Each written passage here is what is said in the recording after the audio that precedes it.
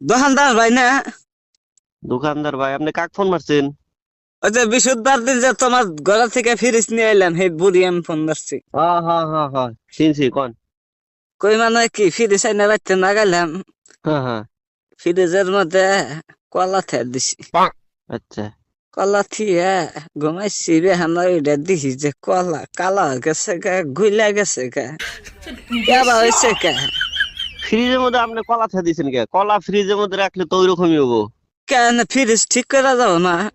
কিছুমান বস্তু আছে যেগুলা ফ্রিজে রাখা যাবে না, যেগুলা রাখা যায় ওগুলা রাখা লাগবো। আপনি কলা রাখছেন, কালা হয়েছে। কলা তো মানে বেশি ঠান্ডা পাইলে মানে ই হইলে তো 1.5 কেজি কালাই হবে। কলা আনছি, এই 1.5 কেজি কলা কইলাম যে ফ্রিজের মধ্যে তেল দিই, সকালে আবার আমার শরীর দেখবার যাম। তা কলা নষ্ট হয়ে গেল, গাতে পয়সাও নাই।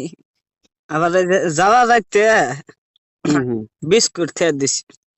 আচ্ছা। এই বিস্কুট একবারে গইলা পাতলা পায়খানা নাগাল হয়ে গেছে গা, দেখছ?